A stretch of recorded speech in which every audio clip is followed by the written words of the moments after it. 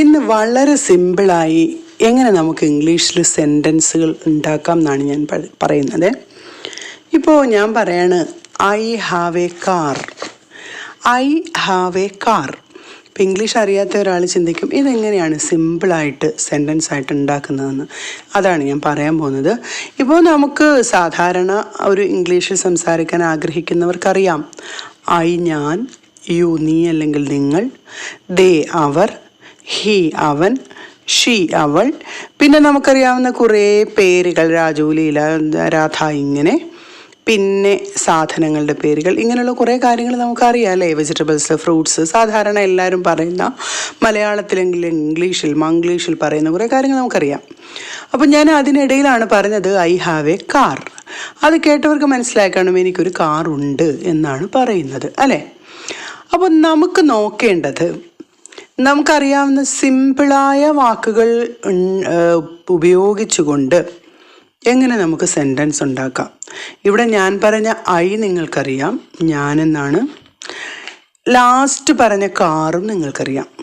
ഇതിനെ രണ്ടിനെയും കൂടെ ബന്ധിപ്പിച്ചുകൊണ്ട് ഞാൻ ഒരേ ഒരു വാക്കേ പറഞ്ഞോളൂ, അതാണ് ഹാവ്.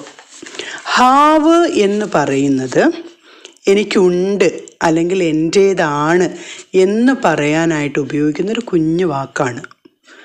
അത് ഒരു സാധാരണ വാക്കാണ്. ഉണ്ട്, ഹാവ് എന്ന് വെച്ചാൽ എന്താണ്?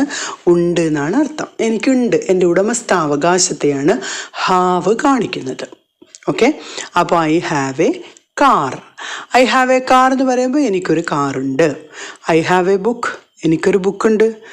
ഐ ഹാവ് എ ബെഡ്, എനിക്കൊരു ബെഡുണ്ട്. ഐ ഹാവ് എ റൂം, എനിക്കൊരു റൂമുണ്ട്. ഐ ഹാവ് എ ഹൗസ്, എനിക്കൊരു ഹൗസ് ഉണ്ട്. ഓക്കെ, ഈ രീതിയിൽ നമുക്ക് ഹാവ് ചേർത്തുകൊണ്ട് എനിക്കുണ്ട് എന്ന ഒരു ഉടമസ്ഥാവകാശത്തെ കാണിക്കാൻ ഹാവ് നമുക്ക് ഉപയോഗിക്കാം. ഓക്കെ, ഇതുപോലെ തന്നെയാണ് ഹാസും. എന്നാൽ ഐ വെച്ചിട്ട് നമുക്ക് ഹാസ് പറയാൻ പറ്റുമോ? തെറ്റാണത്, പറ്റില്ല. ഐ ഹാവ് മാത്രമേ ചേർക്കാൻ പറ്റുള്ളൂ. എന്നാൽ ഇപ്പോൾ ഹാസ് എവിടെയാണ് ഉപയോഗിക്കുന്നത്?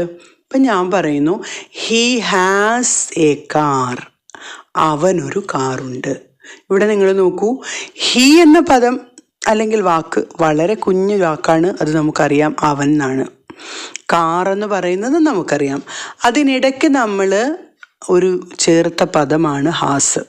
ഇവിടെ ഹാസിൻ്റെ മീനിങ് എന്താണ്? ഹാവിൻ്റെ എന്തായിരുന്നു മീനിങ്? അത് തന്നെയാണ്, ഉണ്ട് എന്ന ഉടമസ്ഥാവകാശം. ഓക്കെ, അപ്പോൾ ഇവിടെ മനസ്സിലാക്കേണ്ട ഏറ്റവും പ്രധാനപ്പെട്ട ഒരു കാര്യത്തിലേക്ക് ഞാൻ കടക്കുകയാണ്. ഐ, യു, ഞാൻ, നീ അല്ലെങ്കിൽ ദേ, ഇതിനെ മൂന്നിനെയും കൂടെ നമ്മൾ കാണിക്കുന്ന ഒരു ഭാഗം പ്ലൂറൽ എന്നാണ്. അതായത് ഐയും യുവും ഒരാളെ ഉള്ളെങ്കിൽ പോലും അത് കുറേ പേരുടെ കൂടെ, അതിനെ ഒരു ബഹുമാന സൂചകമായിട്ട് നമ്മൾ കുറേ പേരുടെ കൂടെ അങ്ങ് ചേർത്തേക്കുക, ദേ. എന്നാൽ ചിൽഡ്രൻ എന്ന് പറയുമ്പോൾ കുട്ടികൾ, മെൻ പുരുഷന്മാർ, കുറേ ആൾക്കാർ, ബുക്സ്, ടേബിൾസ്, ഇങ്ങനെ വരുന്ന പ്ലൂറലിൻ്റെ കൂടെ നമ്മൾ ഹാവാണ് ഉപയോഗിക്കേണ്ടത്. ഹാവും അതിൻ്റെ കൂടെ എന്തെങ്കിലും ഒരു സാധനത്തിൻ്റെ പേര് പറഞ്ഞാൽ എന്തായി? ഉണ്ട്, എനിക്കുണ്ട്, ഉടമസ്ഥാവകാശത്തെ കാണിക്കുകയായി. എന്നാൽ ഹീ, ഷീ പോലെയും ഇറ്റ്, അതുപോലെ ഏതെങ്കിലുമൊക്കെ പേരുകൾ ഇങ്ങനെ വരുന്ന സിംഗുലറിൻ്റെ കൂടെ ഒപ്പം നമ്മൾ ഹാസ് ചേർത്തിട്ട് അതിൻ്റെ കൂടെ എന്തെങ്കിലും ഒരു സാധനം നമ്മൾ ആഡ് ചെയ്താൽ ആ സാധനം നമുക്കുണ്ട് എന്ന് കാണിക്കാനാണ് ഹാസ് ഉപയോഗിക്കുന്നത്. മനസ്സിലായി കാണുമല്ലോ. ഓക്കെ, അപ്പം ഐ ഹാവ് എ കാർ, അവിടെയാണ് നമ്മൾ തുടങ്ങിയത്. I have A book. അപ്പോൾ യു വരുമ്പോഴോ, യു ഹാവ് ബുക്സ്, നിങ്ങൾക്ക് ബുക്സ് ഉണ്ട്. യു ഹാവ് എ ഹൗസ്, നിങ്ങൾക്കൊരു ഹൗസ് ഉണ്ട്. യു ഹാവ് എ റൂം, നിങ്ങൾക്കൊരു റൂമുണ്ട്. പക്ഷേ ഹീ വെച്ചാണെങ്കിൽ അവിടെ ഹീ ഹാസ് ആൻ എലഫൻറ്റ്, അവനൊരു ആനയുണ്ട്. ഹി ഹാസ് എ ചെയർ, അവനൊരു ചെയർ ഉണ്ട്. ഹി ഹാസ് എ ഗാർഡൻ, അവനൊരു ഗാർഡൻ ഉണ്ട്. അപ്പോൾ ഷീ വരുമ്പോഴും അങ്ങനെ തന്നെയാണ്. അപ്പോൾ ഐ, വി, യു, ദേ പോലെയുള്ള ഐയും യുവും സിംഗുലർ ആണെങ്കിൽ അതിനെ ഒരാളാണെങ്കിലും അതിനെ ഒത്തിരി ഉള്ളതിൻ്റെ കൂട്ടത്തിലാണ് നമ്മൾ ഉൾപ്പെടുത്തുന്നത്. പ്ലൂറലുകളോടൊപ്പം ഹാവും അതിനോടൊപ്പം A camera, A book, A car, A cat, A dog, ഇങ്ങനെ നമുക്ക് എന്താണുള്ള സാധനം അതിൻ്റെ പേര് പറയാം. എന്നാൽ ഹീ, ഷീ, ഇറ്റ്, മേരി മുതലായ ഒരെണ്ണം മാത്രമുള്ളതാണെങ്കിൽ അവിടെ നമുക്ക് ഉടമസ്ഥാവകാശത്തെ കാണിക്കാൻ ഹാസ് ചേർക്കാം. ഓക്കെ, ഇനി അതിനോടൊപ്പം, അപ്പം അത് നിങ്ങൾക്ക് മനസ്സിലായല്ലോ. I have A car, he has A car, she has A car, you have A car, they have A car, John has A car. Okay ആണല്ലോ. ഹാസും ഹാവും വെച്ചിട്ട് നമ്മൾ നമ്മുടെ ഉടമസ്ഥാവകാശത്തെ കാണിക്കുന്ന എങ്ങനെയാണെന്ന് മനസ്സിലായല്ലോ. ഇനി നിങ്ങൾ നോക്കൂ, ദേ have an elephant, they have an elephant, അവർക്കൊരു ആനയുണ്ട്. ഇനി അവർക്കൊരാന ഉണ്ടോ എന്ന് ചോദിക്കണമെങ്കിൽ എങ്ങനെ വരും? ഈ ദേ ഹാവ് എന്നതിൽ ഹാവിനെ നമ്മൾ, ഹാവ് എന്നത് ഒരു വെർബാണ്, അതായത് മുമ്പേ പറഞ്ഞു അത് ഉണ്ട് എന്നതിനെ കാണിക്കാനാണ്. ഈ ഹാവിനകത്ത് നമ്മളൊരു വെർബിനെ, ഒരു ഓക്സിലറി വെർബിനെ കിടപ്പുണ്ട്, അതാണ് ഡു. അപ്പം ഈ ഓക്സിലറി വെർബായ ഡു എടുത്ത് ആദ്യം അങ്ങ് എഴുതണം. അപ്പം ഞാൻ പറയുന്ന പോലെ അല്ലെങ്കിൽ ഡിസ്പ്ലേയിൽ കാണിക്കുന്ന പോലെ നിങ്ങളത് ചെയ്യാൻ നോക്കിയാൽ നിങ്ങൾക്ക് എളുപ്പം മനസ്സിലാവും. അപ്പോൾ ഡു ആദ്യം എഴുതിയിട്ട് ബാക്കി അതുപോലെ അങ്ങ് എഴുതിയാൽ മതി. Do they have an elephant, എന്താണ്, അവർക്കൊരാന ഉണ്ടോ? എന്നാൽ അവർക്കൊരാന ഇല്ലെന്നാണെങ്കിൽ ഈ ഡൂവിൻ്റെ കൂടെ, അതായത് ഡൂവിനെ ഹാവിൻ്റെ അടുത്ത് ചെന്നിട്ട് അവിടെ ഒരു നോട്ട് കൂടി ഇട്ടുമ്പോഴത്തേന് ദേ ഡു നോട്ട് ഹാവ് അല്ലെങ്കിൽ they don't have an elephant, അവർക്കൊരാന ഇല്ല. അപ്പോൾ അവർക്കൊരാന ഇല്ലേ എന്ന് ചോദിക്കാനാണെങ്കിൽ, ഉണ്ടോ എന്ന് ചോദിക്കാൻ നമ്മൾ ഡു പുറത്തെടുത്തു, എന്നാൽ ഇല്ലേ എന്ന് ചോദിക്കാൻ ഡോണ്ടിനെ പുറത്തെടുക്കണം. Don't they have an elephant. അപ്പോൾ അവർക്കൊരാനയുണ്ട്, ദേ ഹാവ് ആൻ എലഫൻറ്റ്. അവർക്കൊരാന ഉണ്ടോ, do they have an elephant. അവർക്ക് ആന ഇല്ല, they don't have an elephant. അവർക്കൊരാന ഇല്ലേ, don't they have an elephant. ഇത് തന്നെയാണ് ഹാസ് ചേർക്കുമ്പോഴും. Okay, Raju has a house. Okay, Raju has a house. അപ്പോൾ രാജുവിന് ഹൗസ് ഉണ്ടോ എന്നാണെങ്കിൽ ഹാസ് എന്ന് പറയുന്നതിനകത്തുള്ള എസ് കാണുമ്പോൾ അങ്ങ് ഓർത്തോണം അവിടെ ഒരു ഡസ് കിടപ്പുണ്ടെന്ന് കേട്ടോ.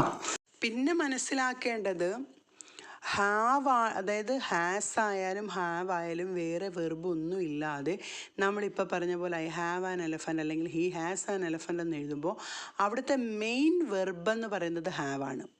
ഓക്കെ ആണോ? മെയിൻ വെർബ് ഹാവ് ആണ്. അതായത് ഡു അവിടെ നിന്ന് എടുത്താലും അവിടെ ഹാവ് ഉണ്ട്. ഹാസിലെ ഡസ് എടുത്തു മാറ്റിയാലും അവിടെ ഹാസിന് പകരം നമ്മൾ ആഡ് ചെയ്യേണ്ടത് ഹാവ് ആണ്. അപ്പോൾ does he have, does he have, എന്താണ്, ഡസ് ഹി ഹാവ് എന്നുള്ളത് എങ്ങനെ വന്നു എന്ന് മനസ്സിലായി കാണുമല്ലോ. ഹാസ് എന്ന് പറയുന്നത് ഡസ് പ്ലസ് ഹാവ് ആണ്. അപ്പോൾ does he have a house. അപ്പോൾ അവന് ഹൗസ് ഇല്ലെന്നാണെങ്കിൽ he does not have a house. അവന് ഹൗസ് ഇല്ലേ, doesn't he have a house. കണ്ടോ, ഡസിൻറ്റ്. അപ്പോൾ സാധാരണഗതിയിൽ ഹീയുടെ കൂടെ ഹാവ് യൂസ് ചെയ്യാറില്ല.